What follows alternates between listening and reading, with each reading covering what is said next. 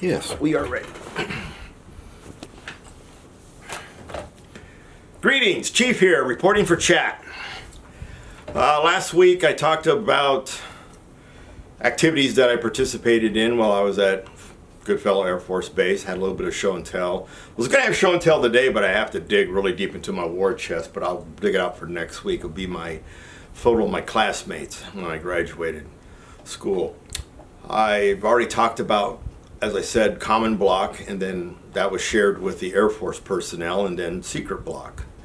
So secret block was immediately right after I did common block. I mean, I think I had a week off, not even that much time, and started in again. Secret block, of course, we learned all the secret words we couldn't use in common block. And I thought it was a little funny that some of these words are just in everyday use with a lot of other people. But, however, I can't use any of those words because when I first joined the military, I signed a piece of paper that says, you can't divulge any of this information for 25 years. But then as more idiots and decided to share information with our lovely USSR friends in China and wherever else they thought they could get some big bucks, that turned into life. So I can't share anything or supposedly confirm or deny anything that was taught to me or that I did throughout my career. So it's kind of hard to talk about what I did. So some of these videos are probably going to go by fast, just basically say what I did there for fun. So secret block was good, learning a lot, going along pretty good clip. Got about, I think, halfway through the course and we had this test. And I failed this one question, the most important question of all the tests, and it was just a matter of spacing. I put in one too many spaces. I don't remember what I exactly did, but as far as I was concerned, I followed what was instructed to me. Well, my class instructor said, sorry, you can't continue with us until we get this straightened out. And he says the person that can straighten this out, he's on leave. He'll be back next week. So I got held back and I became in charge, leadership position again. I got charge of all the casuals. Casuals were people waiting to go to common block, waiting for classes to get into secret block, or waiting on their clearances, mostly in order to get into secret block.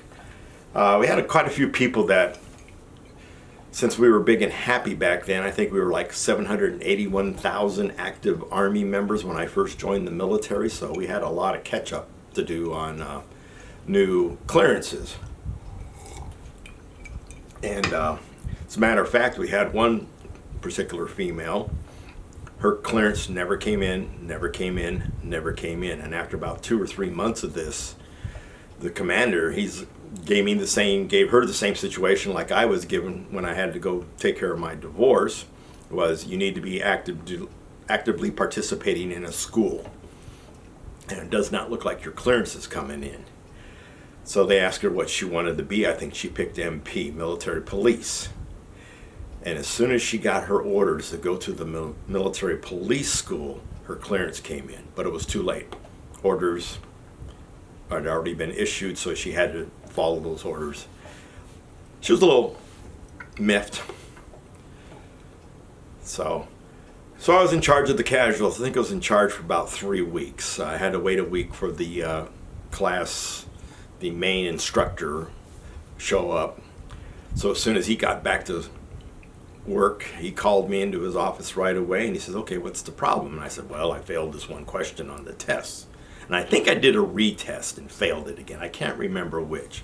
And as far as I was concerned, I was following the instructions given to me, and I still believe that to this day. Because it's what really funny is that the particular problem that I failed was the main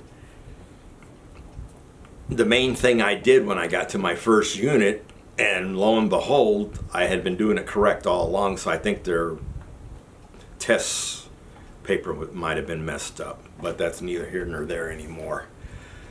So he says, no, you shouldn't have been held back at all. He says, this is a minor thing. He says, no, because you only missed a question, and I can't believe they held you back for a question. Well, they said it was the most important question, and he's like, okay, whatever. Well, I'll put you in the first class available. He says, you got that. So, like I said, 2 or 3 weeks doing casual stuff, telling people that they got to go do this detail, got to go do this detail. I didn't have to do any of that because I was the one in charge. But then again, it's kind of hard to tell people over and over again, you got to go do this, you got to do this. It really is, because these were not really fun details. I mean, it was like trash pickup, you know, the beautification of the areas and stuff like that. And I mean, it got tedious.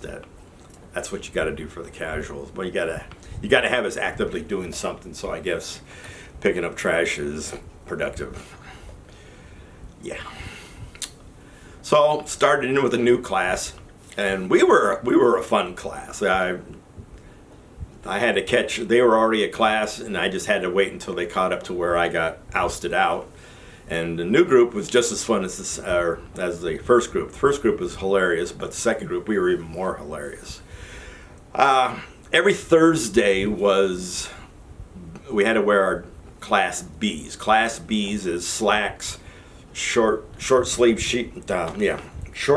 shirt, open neck, no tie. You can wear your awards if you had any at that time. Of course, back then we didn't have any because we weren't given the national defense, just going through school because we were not in a crisis at that time. So nobody really had anything if you were just a brand new trainee into the Army. So couldn't even wear national defense back then. Didn't even have that. And then of course the garrison cap. Yeah. And of course our shoes, and like I said before, and then we always did a inspection. I think it was at lunchtime, hottest part of the day. So like I said, your shoes would melt because they didn't have the lovely Cora Frams, the patent leather shoes. I still had my old basic shoes. Cora Fram was just starting to come out, and at that time they were a little pricey considering what I was being paid back then. So I just kept polishing my old shoes. So we come to find out that we all wore the BCGs, the old birth control glasses, the old black frame ones, the old Poindexter glasses, you know, whatever you want to call those. Everybody had a pair, but some people wore contacts, some people didn't need them to look at the whiteboard in class.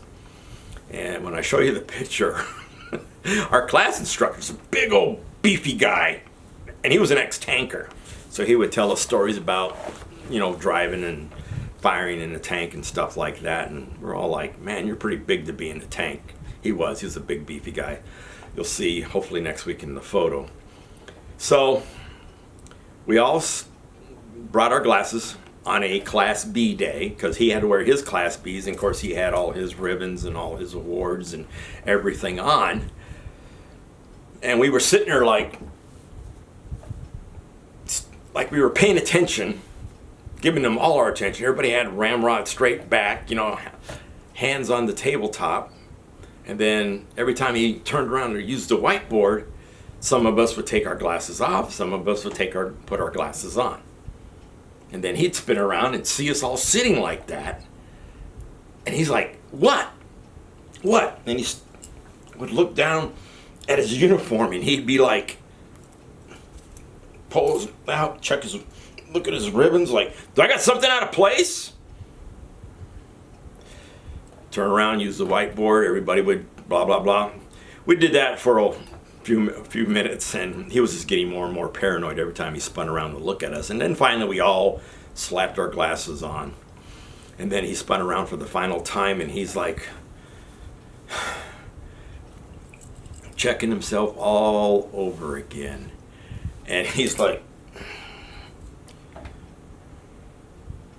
wait a minute. You're all wearing glasses. And then we just burst out laughing, so we had a good time about that.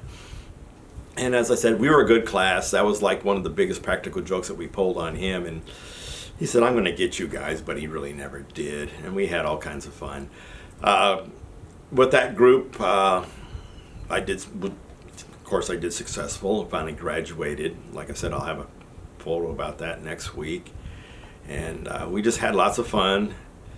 And had a couple characters in that class.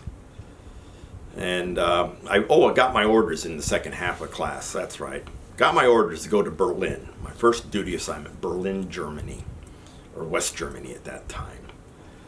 And I was happy because every time you came back at lunchtime, you always had to check the board outside the platoon sergeant's office or the drill sergeant's office as they got replaced. The black hats got replaced. And if your name's on the board, you had to go find out what you're either in trouble for, or something bad in your room. Speaking of bad in your room, we'll get to that story right after that too. So I got my orders and I was happy as a clam, but me being the A/, the assistant to him, we had a good rapport. He said, you don't have to be, drill sergeant this, drill sergeant that with me. He says, you and I, we talk a lot, because I was trying to tell him what was going on at the schoolhouse, but then again, I couldn't even tell him because he didn't have his clearance. So he called me in and says, you got Berlin. And I came out of that office real happy, and of course I told a few others, and then there was this other, like I said, we had soldiers that had prior MOSs, and there was this one female soldier that I would sometimes talk to. She was in a different class than me, and she came over and says, you got my assignment. And I looked at her and said, what? She goes, you got my assignment. Long story short, I think she went to DLI, or she met somebody. Well, she did meet somebody. She met a male, and he had already been shipped to Berlin previously. So she was trying to play catch up to him and get to him, and that's why one of the reasons I think she became a 98 Charlie was to get assigned alongside of him. Well, she got wind that her boyfriend in Berlin, Germany, West Germany, was busy with another female. We'll put it like that. So she got all mad. Of course, I don't want to go to where my boyfriend's now running around with another female and catfight and whatever else might happen. So she said that she told me she went to the commander and begged, borrowed, pleaded to get her out of that assignment, basically telling him why. And then she told me something. I don't know if she told the company commander or not, but it kind of took me aback. She said I was even willing to bare my butt, sit on or crouch on his desk and poop on it. And I'm like, well, first off, that's too much information for me. And if you did that, I don't think you would have to worry about not going to Berlin. I think you would have to worry about maybe some other things. And getting back to the drill sergeant. Well, as I said, Victor Buffington was my roommate, and he got hold of the Gumby. So one day, and our Gumby sat on top of our refrigerator, which was right inside the doorway, and of course, first drill sergeants conducted room inspections. Well, Victor had bent the Gumby like this. And the drill sergeant had bent the Gumby with his hands on his butt and bent over with his head and his feet touching the top of the refrigerator. Because when we came back from class, that's how we found the Gumby. And my name was on the board for that one. Because the drill sergeant jokingly said, oh, I see you left me a message the other day. And I'm like, I left you a message? No, I didn't write you anything. He says, the Gumby. I go, well, that's my roommate's. He goes, oh, I thought it was yours. He says, I'm sorry, that bent over position was meant for your roommate, not you now. So, like I said, I had fun. I told you about the disaster of the transformer of the AC blowing out. That happened in the latter half. Also in the latter half of my time there, because I graduated in December, the combined federal campaign started. And that's the second time I heard it mentioned, because I heard it mentioned briefly when I went for basic training, but the campaign was already in full bloom by that time, and they really don't pick on AITers, or not AITers, they don't pick on trainees, because they've got to make sure we're going to stay in the Army long enough to give them all that money. So I got selected by my drill sergeant to be the representative for the platoon, and had fun with that. Got to go to a luncheon, got to go downtown for a luncheon, and my first exposure to CFC, and I more or less did that throughout my enlisted career and also part of my warrant officer career, and I'll talk about those events later. So that's it, going through secret block. Can't really tell you much. A lot of words I can't say, even though they're in common usage everywhere else. Got my orders to Berlin. I was happy because that was kind of a lifetime dream, because I also wanted to go to the place where former President Kennedy called himself a pastry, because ich bin ein Berliner. Berliner is a pastry there. And of course they were proud that he said those words and everything else.